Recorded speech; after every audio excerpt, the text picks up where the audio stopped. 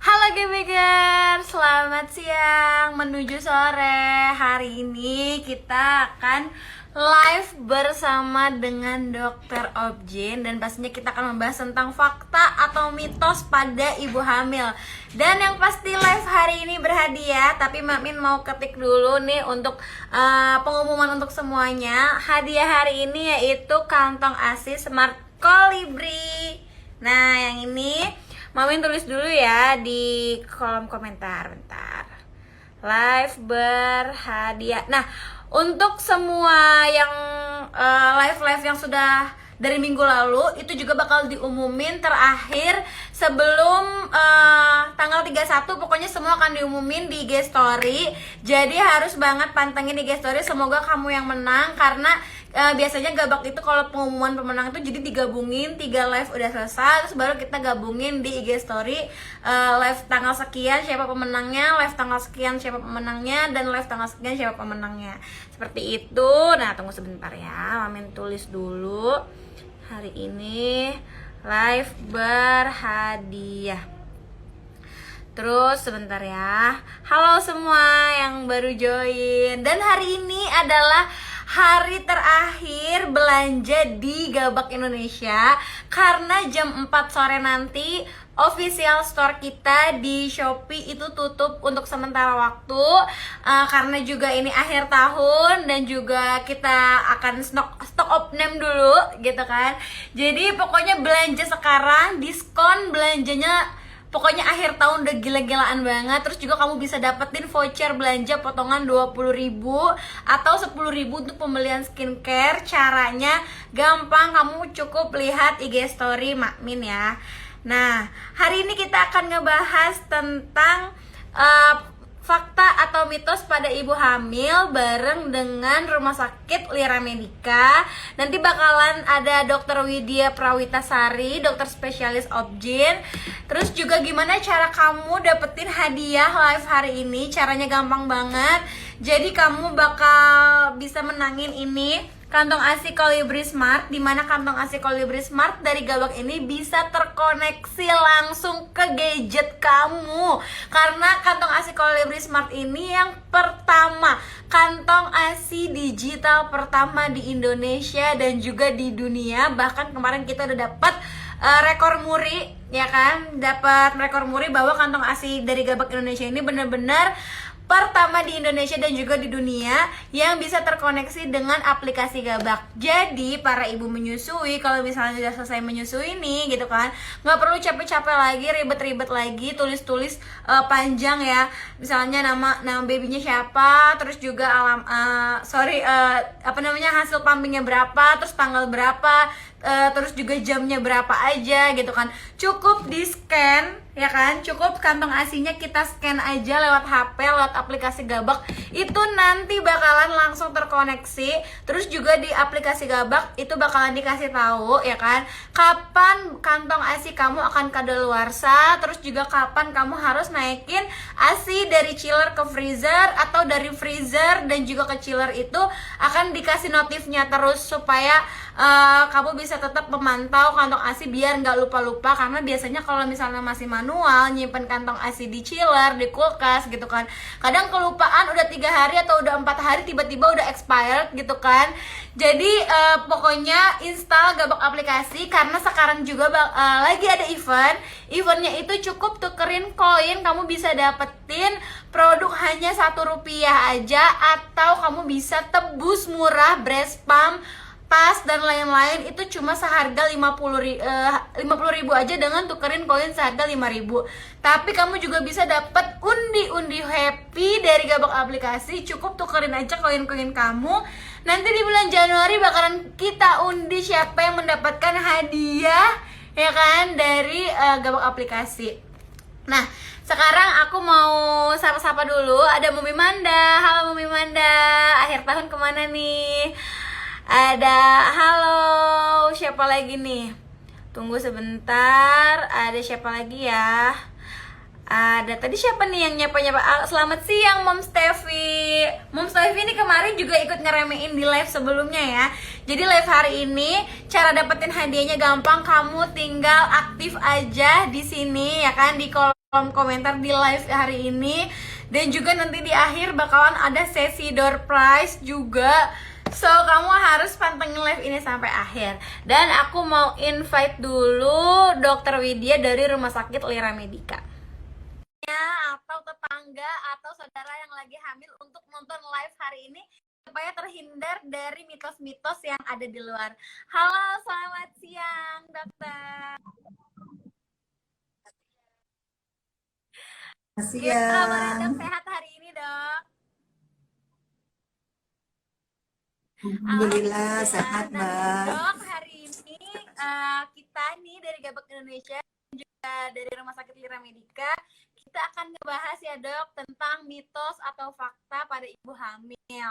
Karena biasanya banyak banget ya, dok, ya, mitos-mitos di luar sana yang sampai sekarang masih dipercaya sama ibu hamil, bukan karena ibu hamil itu nggak tahu, tapi karena mungkin kekeliruan ya, dok, entah omongan dari tetangga, entah omongan dari mungkin di rumahnya sendiri gitu kan, dalam rumahnya sendiri, atau dari biasa netizen ya. Jadi ini kita mau ngelurus nih para ibu hamil, terus juga banyak banget pertanyaan yang masuk nih, dok, ya kan. Sebelumnya aku minta untuk dokter Widya untuk perkenalkan diri dulu, juga mungkin untuk praktek di rumah sakit Ramai itu banyak aja supaya para GBGers atau mumi atau para ibu hamil sekarang bisa langsung konsultasi sama dokter Widya di Rumah Sakit Lira Medica.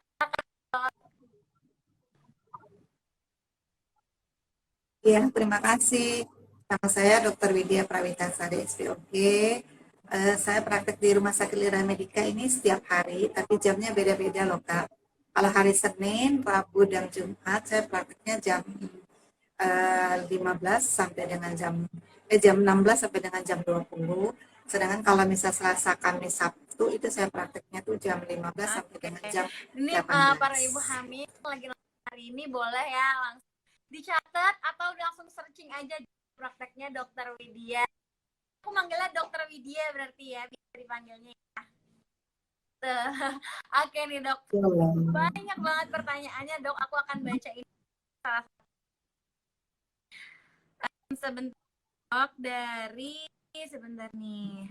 Oke, sebelum kita bahas mitos atau fakta, dok, ada beberapa yang menanyakan tapi di luar konteks mitos atau fakta. Ini aku bacain dulu ya, dok, ya. Dari Momi Mel Lestari, cara mengurangi nyeri kontraksi atau mules bila timbul seperti apa? Aturan yang harus diikuti supaya bayi sehat selama hamil bagaimana, dok? Jadi kalau misalnya ibu hamil merasakan mules gitu kan, tergantung dari trimester berapanya dulu ya gitu ya kan. Kalau misal udah trimester ketiga, 37 minggu mules, ada keluar darah, itu kan salah satu tanda-tanda kehamilan. Tapi kalau misalnya trimester pertama, trimester kedua, dan sebelum hamil 36 minggu, coba dulu dengan bed rest. Jadi ibunya istirahat, tidur, kemudian tunggu dulu sampai dengan 1 jam. Kalau misalnya dalam 1 jam kontraksi masih terus-terusan, sebaiknya ibu datang ke rumah sakit. Tapi kalau dengan istirahat 1 jam, mulusnya hilang, Oke, dok. Untuk pertanyaan di luar fakta mitos, satu lagi akan aku bacakan dari, bentar ya, dok. Dari Momi Syarifah. Pernah dengar katanya penderita endometriosis dan PCOS akan sulit hamil. Apakah itu benar, dok? Iya, emang benar sih kalau misalnya adanya PCOS atau endometriosis itu akan sulit untuk kehamilan. Karena apa? Dengan adanya endometriosis itu dia akan bersifat membunuh sperma suami. Terus kalau misalnya untuk PCOS itu masih bisa untuk kita obatin ya. Jadi kalau PCOS itu kan tanda-tandanya kan menstruasinya tidak teratur, berat badan yang berlebihan gitu kan, itu masih bisa kita atasin. Jadi nanti kita obatin PCOS-nya, kita atur siklus menstruasinya, insya Allah sih masih bisa untuk hamil. Yang endometriosis pun itu bisa hamil, tapi kemungkinan itu tergantung dari derajat endometriosisnya. Kalau derajat ringan mungkin masih bisa untuk hamil, tapi kalau derajat sedang dan berat itu bisa hamil tapi dengan program IVF. Oke, Jadi dengan itu program bayi program bayi tabung tabung gitu. berarti ya, Dok. Oke. Nah, Iya. oke kita lanjut ya Dok ke pertanyaan selanjutnya karena banyak banget nih dari berbagai macam daerah Dok pertanyaan mitos atau fakta ini. Nah, mitos atau fakta kalau ibu hamil dilarang berhubungan seks Dok karena biasanya takut gitu kan atau mungkin di awal kehamilan Dok.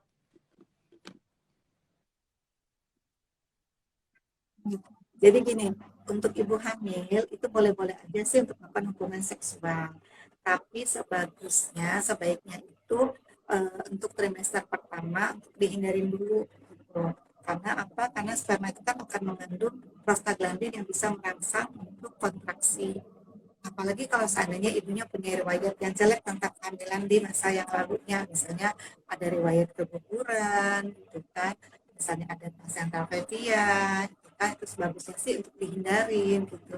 Jadi sebaiknya sih ibu hamil itu konsultasi, periksa dulu ke dokternya, gitu kan, nanti baru kita bisa kasih advice gitu kan, oh ini bisa untuk berhubungan, ini nggak boleh gitu. Jadi boleh-boleh aja sih tergantung kondisi ibunya pada saat itu. Dan riwayat kehamilan Oke, sebenarnya sih berarti bagus-bagus juga aja. mungkin kalau Jadi misalnya itu takut nanti pada saat konsultasi bisa langsung nanya sama objinnya ya Dok ya. Biar nanti lebih dijelasin. Tapi untuk sejauh ini aman iya, berarti ya Dok iya, ya. Malah kalau misalnya trimester iya. akhir mungkin akan membantu untuk persalinan, bener nggak Dok? Semester akhir sih boleh-boleh aja selagi dia tidak revia, tidak ada pecah ketuban, Oke. gitu kan boleh. Oh, tidak ada riwayat persalinannya yang prematur. Oke, nah ini dari Momi Herliana Purba 22. Udah dijawab ya Mam ya, mitos atau fakta saat trimester ketiga disarankan untuk berhubungan agar memperlancar jalan lahir. Barusan udah dijelasin sama dokter Widya. Oke, pertanyaan selanjutnya nih dok. Mitos atau fakta dok, kalau ibu hamil tidak boleh menyusui. Mungkin baru melahirkan, terus juga berapa bulan lagi udah hamil ini dok. Nah itu mitos atau fakta kalau misalnya ibu hamil nggak boleh sambil menyusui. Ya, jadi memang fakta ya kalau seandainya ibu hamil itu tidak boleh menyusui. Yang pertama, pada trimester pertama ditakutkan terjadinya kontraksi. Jadi merangsang untuk kontraksi sehingga bisa menyebabkan keguguran. Yang kedua, kalaupun misalnya tidak terjadi keguguran, itu bisa mempengaruhi perkembangan daripada bayi yang di dalamnya. Betul. Karena kan bayi dalam itu kan butuh nutrisi, gitu kan. Kalau nutrisinya diambil sama kakaknya kan, kasihan bayinya di dalamnya, gitu. Jadi kurang nutrisi nantinya. Jadi memang sebagusnya sih kalau untuk ibu yang sudah Oke, hamil itu berarti dilarang fakta untuk ya dok. menyusui. Ya, sebaiknya berarti langsung bukan disapu ya, mungkin diganti ke susu formula ya dok ya. Oke, lanjut mitos atau fakta dok. Kalau ibu hamil nggak boleh makan nanas dok. Hmm. Jadi sebenarnya eh, bukan juga mitos sih ya. Jadi kalau makan nanas itu boleh-boleh aja, asal tidak berlebihan. Karena kalau misalnya di trimester pertama itu makan nanas, di dalam buah nanas itu kan ada zat yang namanya bromelain. Nah, sedangkan di trimester pertama itu kan lagi pembentukannya struktur protein yang penting buat perkembangan daripada bayi. Bromelain ini menunjukkan protein yang sudah tersusun untuk pembentukan beta-ini. Oke. Makanya di sini dapat tapi itu kalau misalnya makan nanasnya banyak ya. Kalau bisa makan nanasnya Oh cuma satu boleh. potong itu boleh-boleh aja sih. Kan? Yang oh ya makan cuma satu potong boleh aja. Kecuali kalau misalnya ibu hamil makan nanasnya itu 7 sampai dengan 10 buah nanas yang gede Aduh. itu bisa menyebabkan keguguran. Jadi itu jadi boleh sih makan nasi Durian tidak mana dok? Soalnya berlebihan. aku dulu waktu hamil pengen banget makan durian tapi nggak boleh. Sama sekali nggak boleh. Boleh sih makan durian sih boleh-boleh aja. Karena durian itu juga kan banyak mengandung energi ya di dalamnya karbohidrat, protein semuanya ada. Asal makannya tidak berlebihan, terus ibunya tidak juga mengidap penyakit GERD gitu kan. Karena kan makan durian kan ada gasnya ya bisa menyebabkan asam lambung gitu. Selagi dalam porsi yang Nggak apa-apa sedikit, ya berarti silakan tuh aja, ibu-ibu nggak boleh apa-apa. ya makan nanas sama durian tapi dikit aja. Iya. Biar nggak ini ya kata orang zaman dulu. Nah ini masuk lagi nih ke mitos atau fakta biar gak ngeces katanya anaknya. Biar gak Iya, tapi anaknya di dalam enggak, bukan aku yang mau, iya. mamanya yang mau. Oke nih dok, lanjut dok, mitos dok, pada waktu hamil perut itu menentukan jenis kelamin babynya. Oh itu Oh mitos. kalau menentukan jenis kelamin itu mitos ya gitu ini kan. Mitos, karena kan bukan beranggapan kalau misalnya perutnya bundar, anaknya perempuan, perutnya lonjong, perutnya panjang, laki-laki itu cuma mitos aja. Karena kan bentuk perut ibu itu kan banyak dipengaruhi faktor ya, faktor tinggi badan ibunya, kemudian bentuk perutnya, bentuk kehamilannya tuh anak keberapa gitu. Kalau misalnya anaknya ya hamilnya udah lebih dari satu gitu Betul. kan, otomatis perutnya kan akan gede, bundar gitu kan.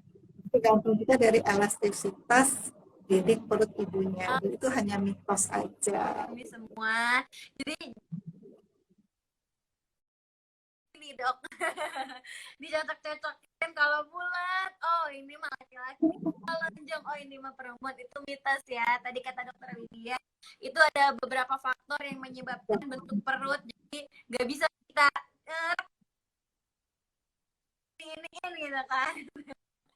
Oke, lanjut ya dok. Pertanyaan selanjutnya, mitos atau fakta kalau nggak boleh minum kopi dok, apalagi sekarang banyak banget nih dok coffee shop di luar, apalagi tinggal pesan online gitu kan, mungkin kadar kafeinnya atau gimana kan kita nggak tahu ya. Kalau misalnya beli kopi online gitu kan yang sekarang, nah boleh nggak sih dok ibu hamil minum kopi? Jadi ibu hamil itu boleh-boleh aja minum kopi, asalnya dalam satu hari itu nggak boleh lebih dari Oke. satu cangkir yang kecil ya, gitu kan, 12 gram lah. Gitu. Itu boleh ibu hamil minum kopi, minum teh juga boleh, tapi ya itu tadi nggak boleh juga berlebihan karena efek samping dari kafein kan yang ada di dalam kopi atau teh itu yang berbahaya buat bayinya. Jadi boleh ngopi-ngopi sedikit gitu ya, tapi jangan tiap kali Iya betul. minumnya minum kopi gitu ya, Dok, kasihan aku bayinya. lupa ya karena kan sekarang udah kebiasaan udah jadi habit ya dok. Pesan kopi dikit-dikit, aduh pusing nih kopi gitu kan, padahal sebenarnya untuk ibu hamil juga di kayak tadi kata dokter juga secangkir kecil aja. Jadi kalau misalnya minum kopi boleh nih beli di online gitu kan, tinggal nyampe, tapi dikit aja, sisanya buat suaminya aja deh. Jadi biar ini ya, suaminya jadi hamil bareng-bareng jadi ya. Ikut gendut juga biasanya. Oke nih dok, pertanyaan selanjutnya dok. Kalau misalnya ibu hamil makan pedas dok, itu mitos atau fakta dok? Boleh sih dok ibu hamil makan pedas dok? Jadi ibu hamil sih boleh-boleh aja makan pedas gitu ya, nggak kenapa-kenapa sih makan pedasnya. Asal dia tidak ada keluhan GERD tadi. Karena kalau misal makan pedas selalu pedas itu kan sampainya kalau dia punya GERD gitu kan bisa menyebabkan diare gitu kan, bisa menyebabkan sakit perut gitu kan. Tapi kalau misalnya selagi dia makan pedas tidak menemukan rasa kenapa-kenapa dengan perutnya, dengan lambungnya sih silakan Oke. aja nggak apa-apa. Nah, tadi berarti semua makanan yang mungkin dikhawatirkan ya dok ya. Tapi sebenarnya itu tuh nggak apa-apa. Yang penting dalam sewajarnya dan porsi yang sedikit ya dok ya. Sama tadi ada yang nanya gulai kambing. Wah, enak banget nih dok gulai kambing. Boleh nih dok, ibu boleh ya dok ya, tetap dalam porsi sedikit ya dok ya. Iya boleh, kasihan lah kalau ibu hamil nggak boleh makan daging kambing, daging jadi kambing daging sapi itu bagus, tapi kalau itu daging kambing kan kalau misalnya dia punya tikus juga kan takut ya gitu ya kan, takutnya mual, nantinya karena kan bau gitu kan, dibandingkan dengan daging sapi. Tapi kalau lebih aman sih, bolehlah makan makan sedikit gitu kan, lebih banyak makan daging sapinya aja. Oke dok. Nah, lanjut nih dok ke pertanyaan selanjutnya. Mitos atau fakta ya dok, ibu hamil minum air kelapa, anaknya pada saat lahir putih bersih, mungkin glowing. Gimana nih dok, mitos atau fakta? Joey gitu ya, itu kan pasti misalkan gitu ya itu mah ya. Jadi air kelapa itu sih sebenarnya bagus buat kesehatan. Kan dalam air kelapa itu kan mengandung kandungan mineral-mineral ya yang dibutuhkan oleh tubuh. asal minum air kelapanya itu juga steril gitu. Karena kalau misalnya air kelapa yang tidak steril itu kan ada bakteri. Nah, bakteri ini kan bikin perut ibunya nanti takutnya diare, mules nantinya. Kalau misal diare, mules kan nantinya dia ibunya kurang cairan nantinya. Kalau kurang cairan, bayinya juga akan kurang cairan. Jadi boleh asal air kelapa itu steril. Jadi jangan dibelah kelapanya langsung minum di situ di gituin ya gitu itu nggak boleh Oke, gitu. jadi Jadi pada harus saat benar steril. Boleh oh sih. nggak boleh Tapi nggak banyak bikin harus, baunya tapi ada itu ya. maksudnya dalam porsi, apakah boleh dalam satu kelapa itu kan yang kelapa muda kalau nggak salah ya, kalau misalnya lagi hamil itu menyebut buat ibu hamil atau memang udah, dok, atau sedikit aja gitu maksudnya boleh ya? Boleh, boleh, boleh, boleh. Asal tadi itu tadi air kelapanya harus steril ya. Jadi jangan Iya dibelah iya, terus langsung diminum pakai yang oke. batok kelapanya itu. Nah, itu kan kotor ya. Gitu. Nah, jadi harus lama dulu dia terjaga Kalau lagi kebersihannya. hamil ya dok ya, apalagi kan sekarang banyak ini di mana-mana gitu untuk menjaga kesterilannya, mungkin pada saat datang nih ke abang yang jualan kelapa muda gitu kita bawa tumbler sendiri, bawa air minum sendiri langsung tuang, itu kayak lebih praktis dan lebih higienis juga dok ya. Oke dok, nah pertanyaan selanjutnya nih dok, sebentar ya dok, mitos atau fakta dok kalau ibu hamil makan sushi itu memicu keguguran? Nah sebenarnya sushi ini boleh dok dimakan dok? Jadi kalau sushi itu boleh-boleh aja ibu hamil makan. Tapi kalau bisa sih makan susinya itu yang matang, jangan yang mentah. Karena kalau misalnya, kalau misalnya mentah itu kan daging atau ikan itu kan ada bakteri. Nah, bakterinya itu yang bisa bikin perutnya sakit. Gitu. Terus kalau misalnya bakteri itu juga kan berpengaruh jelek juga untuk perkembangan bayinya. Jadi boleh ibu hamil makan sushi asal susinya yang matang. Terus kalau bisa sih kalau misalnya makan sushi itu pilih juga tempatnya yang benar-benar ikan itu benar-benar yang sehat, gitu kan. Terus kalau misalnya ibu hamil itu juga tidak diperkenankan untuk makan ikan besar gitu yang mentah gitu ya kan. Tadi kan kalau misalnya ikan ikan sushi kecil-kecil ya biasanya potongannya ya. Kalau misalnya ikan yang besar-besar tuh takutnya ada ini juga sih merkuri yang ada di dalam laut. Jadi boleh yang matang kalau dia Kalau makan misalnya sucinya biasanya ya. sushi itu ada mayonesnya nih dok, nah boleh nggak mayonesnya dimakan dok? Hmm. Boleh sih mayones. Mayones itu kan ada yang mentah, ada yang sudah matang ya, gitu kan. Kalau misalnya yang udah Oke matang sih nggak apa-apa, boleh-boleh aja. Tapi kadang suka ada yang mau mungkin pakai oke, bawang mentah, nah itu yang mentahnya itu yang nggak boleh. yang pernah ini info dari dokter Widya. Nah ini yang nanya di kolom, bacain 5 menit lagi karena aku masih punya beberapa pertanyaan untuk dokter Widya. Nah oke dok, lanjut dok ya. Ketika hamil lebih sering buang air kecil dok? Ya, memang sih karena pengaruh hormonal, jadi memang ibu hamil itu sering dibuang air kecil, terutama di trimester Oke pertama dan trimester ketiga. Tapi kita harus waspada nih kalau misalnya kita minum apa kita pipis tapi ada rasa sakit gitu kan, atau misalnya tengah malam tiba-tiba pipisnya lebih dari 4 kali itu kan menandakan kita oke takutnya kena kencing manis. Jadi kalau misalnya trimester pertama wajar, trimester terakhir juga wajar, tapi harus kita perhatikan lagi ya kalau misalnya kita tiba-tiba pipis kita tapi ada rasa nyeri gitu kan, terus air pipisnya warnanya keruh gitu kan, kalau tengah malam lebih dari 4 kali kita bangun pipis terus, periksa ke dokter takutnya oke, kena gejala tapi kencing bisa manis. masuk ke gejala ISK nggak dok, infeksi saluran kemih gitu, bisa ya? Iya, Oke infeksi saluran kemih ya. Iya. Gitu. Jadi makanya kita harus perhatikan lagi pipisnya itu apakah ada rasa nyeri, apakah ya, warnanya udah keruh, gitu kan kita bisa lihat ya kalau misalnya masih jernih, terus ada rasa nyeri, insya Allah sih ya nggak jadi apa-apa. udah jelas tadi untuk para ibu hamil kenapa bisa sampai pipis mulu gitu kan, buang air kecil mulu, tadi udah jelasin sama dokter. Ini semua dari dokter dia harus dengerin ya, soalnya nanti di akhir sesi bakal Makmin kasih door prize untuk jawab beberapa pertanyaan udah dibaca sama dokter Widya. pertanyaan selanjutnya nih dok. Sebentar nih dok. Oke, nah lanjut. Kita kata dok, jika ibu hamil jarang minum, itu akan mempengaruhi volume air ketuban.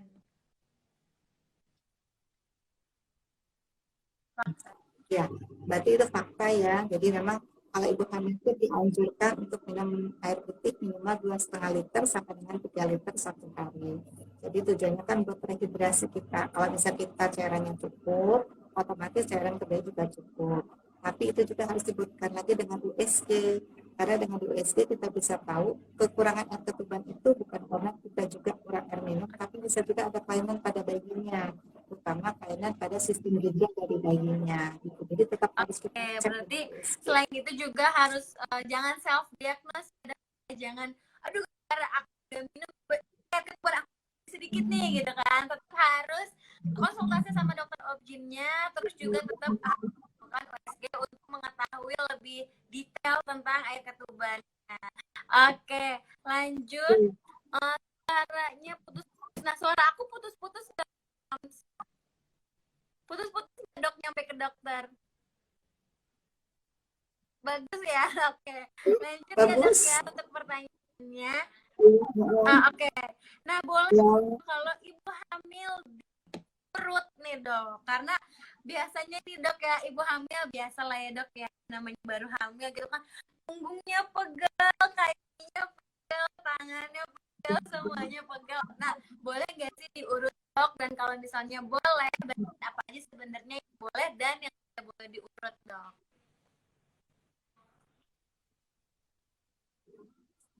jadi ibu-ibu hamil itu kan memang banyak keluhan.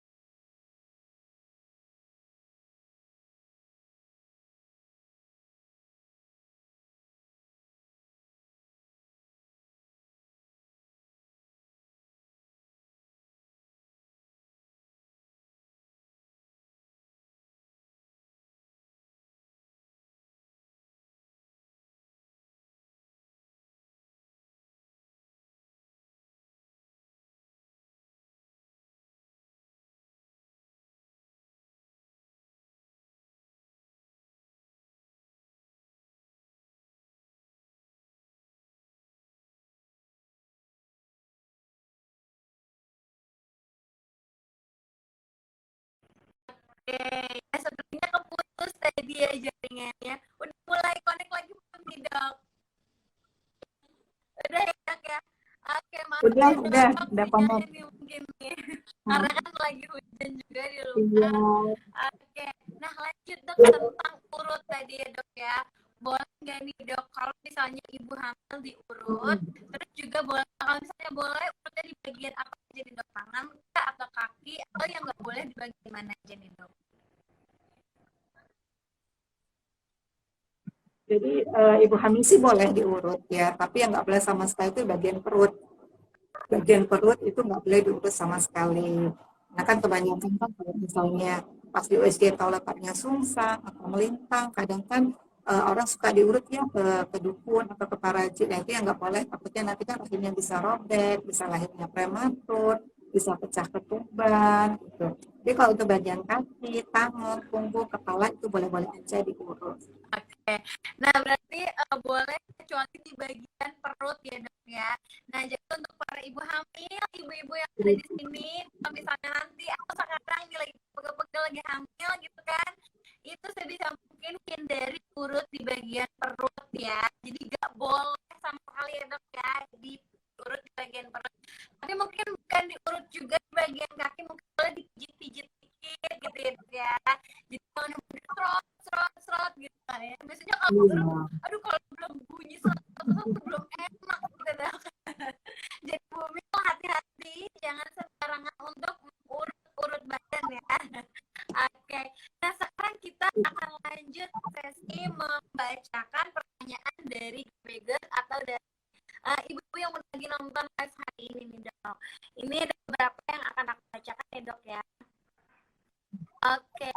nah sebentar nih. Dari Momi Intan 2207. Dok, mitos atau fakta kalau lagi hamil nggak boleh bunuh hewan? Misal suami suami hobi mancing, apakah nggak masalah nih dok?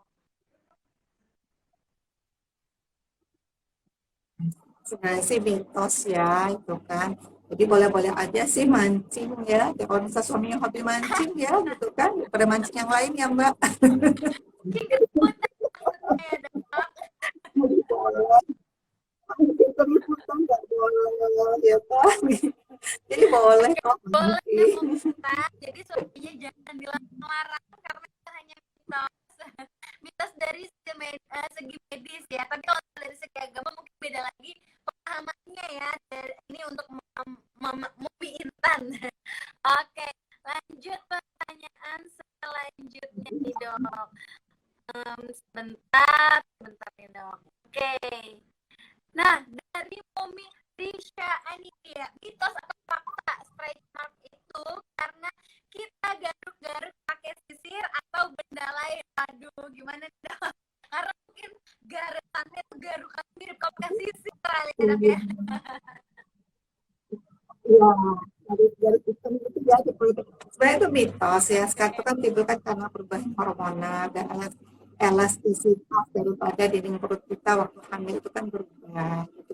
Tapi kalau misalnya untuk mencegah apa terjadinya scar itu bisa sih eh, dijaga biar jangan sampai timbul yaitu jadi selama awal kehamilan itu sering diolesin dengan baby lotion atau minyak zaitun jadi kulit kita tuh lembab gitu. Oke, berarti Jadi nggak apakah timbul scar. pengaruh juga nih dok stretch mark itu kalau misalnya kita kurang minum, terus juga kulit jadi lebih kering atau gimana dok? Enggak ya dok ya? Oke, Enggak tadi sih, kata dokter Widya, enggak juga.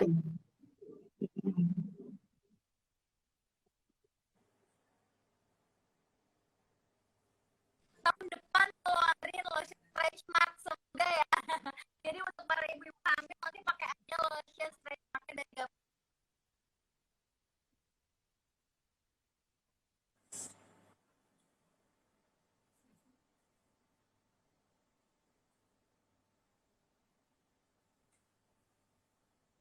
Siapa aja yang akan kita bacain dari Momi Adania 17. Dan mitos atau fakta bibir sumbing pada bayi merupakan keturunan.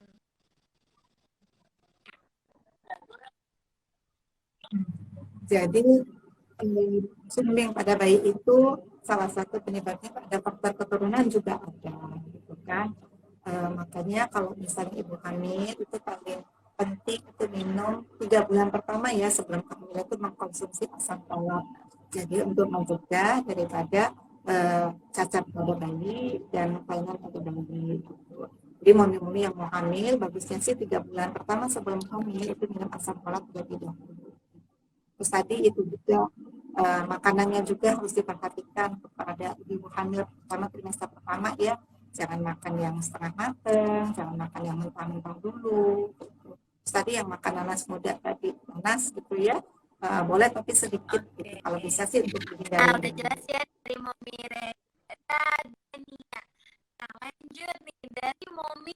Ini ada di komentar tapi nggak ada di kolom komentar. Cuma itu menurut aku penting banget pertanyaan.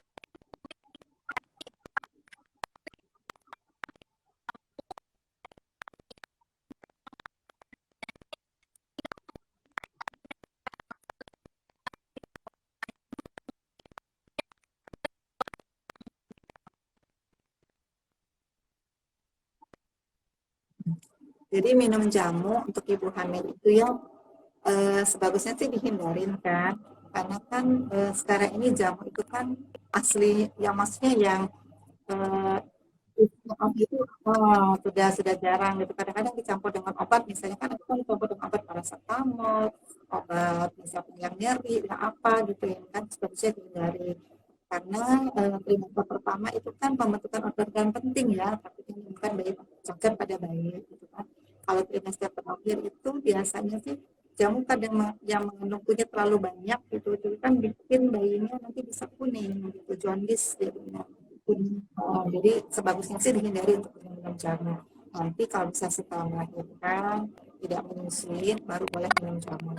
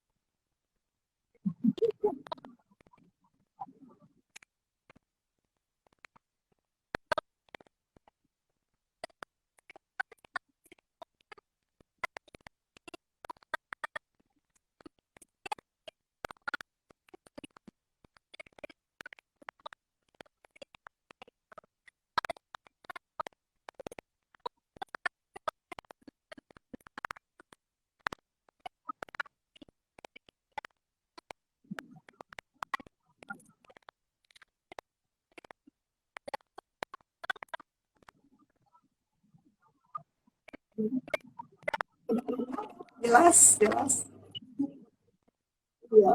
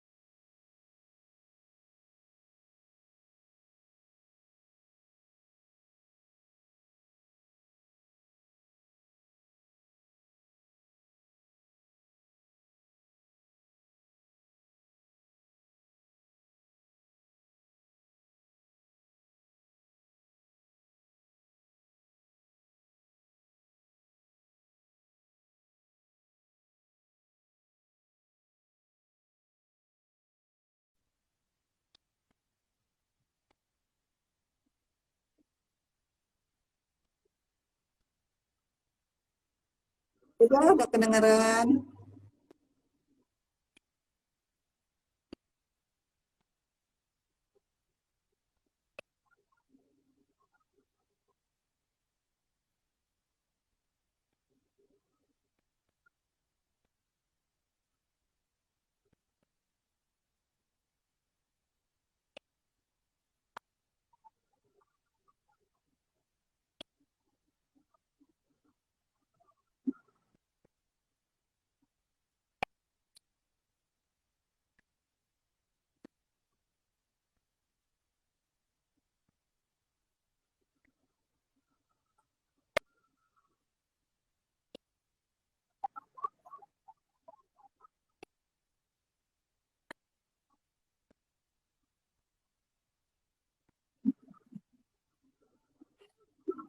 Ya, kalau ibunya lapar gitu kan, ya pastilah ya. Karena kan bayi itu kan dapat makan dari ibunya. Jadi makanya ibu itu jangan jangan diet-diet ya buat buat perkembangan anaknya biar sehat.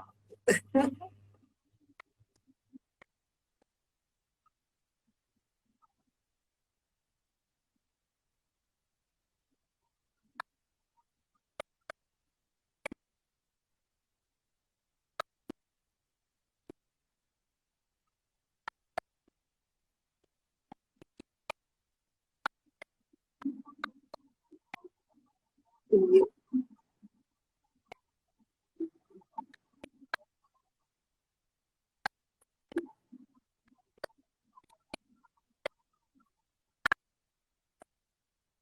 Iya, gitu.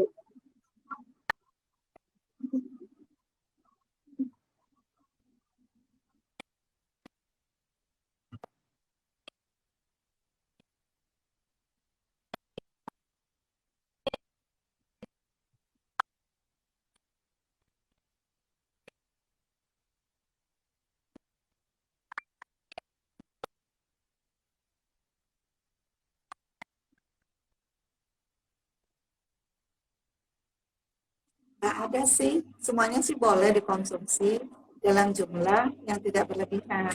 Tadi kan kebanyakan orang kan nggak boleh makan nanas, nggak boleh makan durian, gitu kan boleh kok makannya pisang, eh, salak, buah melon, semuanya boleh dimakan sama ibu hamil.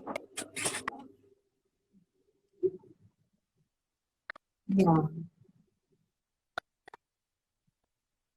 nggak ada. Apa ini sayuran? Sayuran itu juga boleh. Asal cuci yang bersih, kemudian dimasaknya yang mateng gitu ya. Tuh, bagus tuh, gitu ya.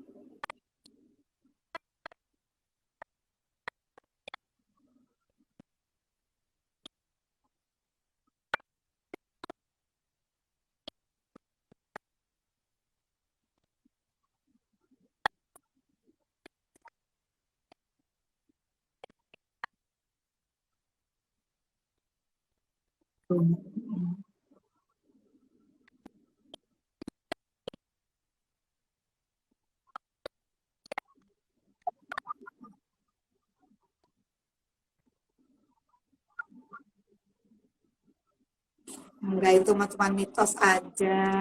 Nggak ada ibu hamil nggak boleh jahit ya. Kalau misalnya baju hamilnya robek, gimana? Boleh-boleh aja. Jadi nggak ada jalan lahir yang tertutup. Kalau jalan lahir bayinya ketutup, jalan keluar bayinya ketutup, itu kan maksudnya bayinya atau ibunya jalan lahir bayinya atau ibunya. Kalau jalan lahir ibunya kan pasti udah kebuka nih. Kalau jalan lahir bayinya itu kan pengaruh faktor genetik biasanya gitu yang kan saya vaginanya tutup. Jadi boleh-boleh aja.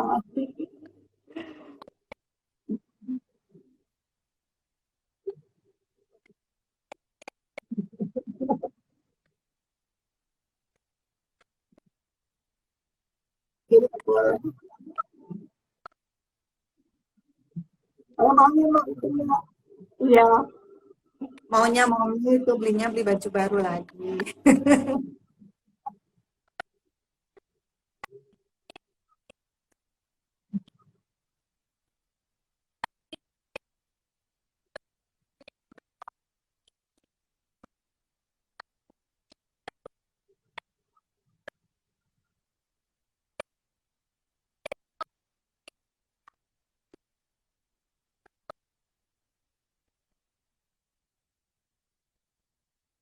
Sebenarnya sih, dalam kandungan tuh nggak ada namanya ngidam ya, keinginan ibunya aja. Itu tapi secara teori sih nggak ada ngidam gitu ya.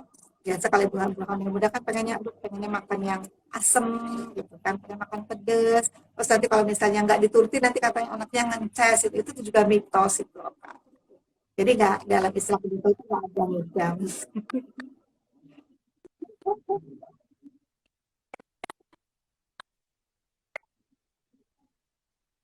Biasa kalau ibu dan itu pengertian gitu kan. Nah, jadi suami-suaminya harus sabar gitu kan, karena kan emosi ibu hamil itu kan berubah-ubah ya emosinya, psikisnya gitu. Jadi harus sabar gitu hadapin ibu-ibu hamil.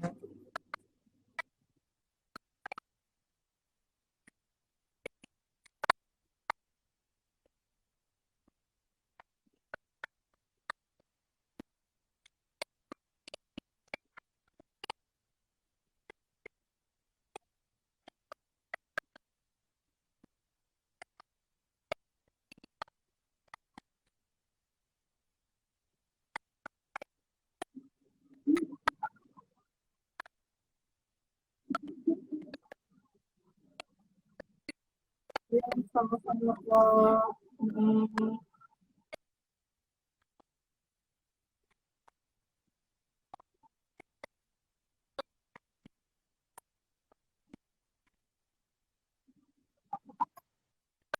Boleh.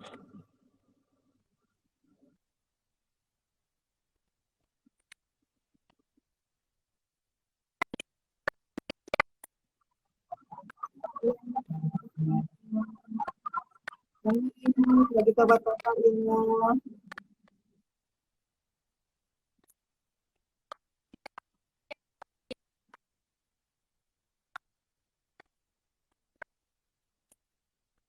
Sama-sama.